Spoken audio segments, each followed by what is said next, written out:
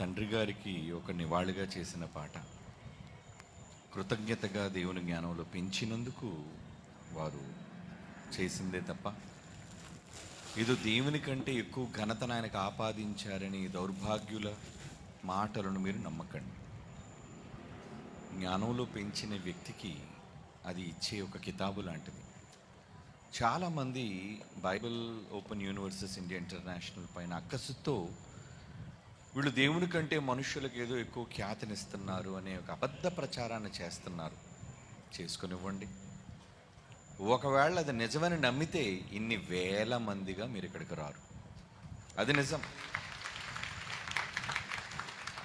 మరలా చెప్తున్నాను, Christ church, సార్వత్రిక క్రీస్తు సంఘాలు ఎప్పటికీ ప్రపంచంలో సత్యానికి స్తంభంగా ఉన్నాము అన్నది ఎవడు చెరపలేని నిజం, సత్యం. గుర్తుపెట్టుకోండి.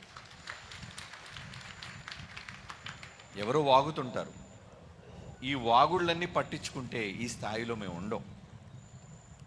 కనుక ఈరోజు మీ రాకను చూచి చాలామంది అసూయ పడిపోతున్నారు కూడా. అసూయ. ఇంతమంది ఈ రోజుకున్న లెక్క 10,800 దాటిందండి.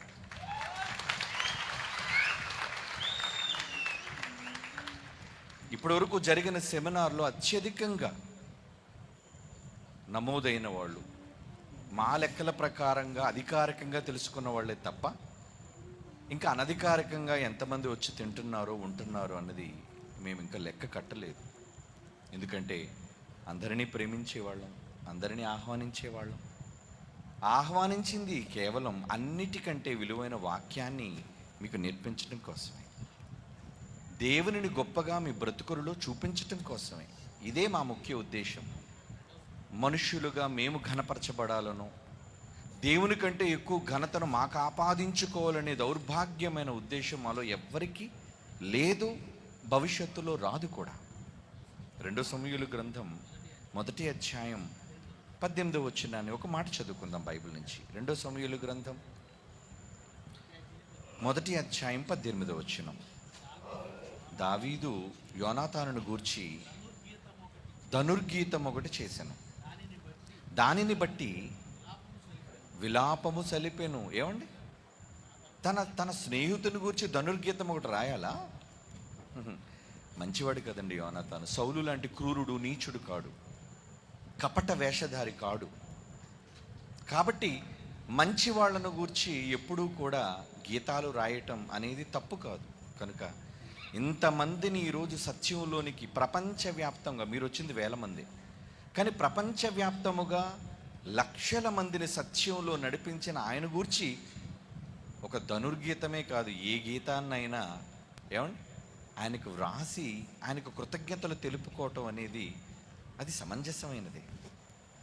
కనుక ఏది ఏమైనా ఎందరిని గూర్చి, ఒక జాన్సన్ విక్టర్ గారిని గూర్చి ఒక పాట రాసిన, లేదా తండ్రి గారి గూర్చి ఒక పాట రాసిన, అవి దేవుని పాటలకు మించినవి కావు. ఎప్పుడూ మనకి తండ్రి, కుమారులు, పరిశుద్ధాత్మల వారే మనకి అందరికంటే ముఖ్యులు. జైశాలి గారి కంటే వారే మనకు ప్రథములు, వారే మనకు దైవములు, వారే మనకి అందరికంటే శ్రేష్ఠులు.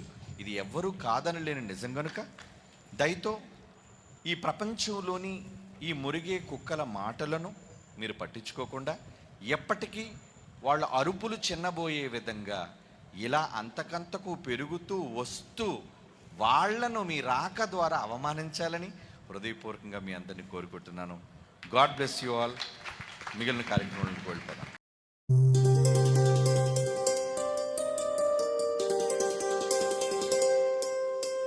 వినుటకు చెవులు గలవాడు వినుగా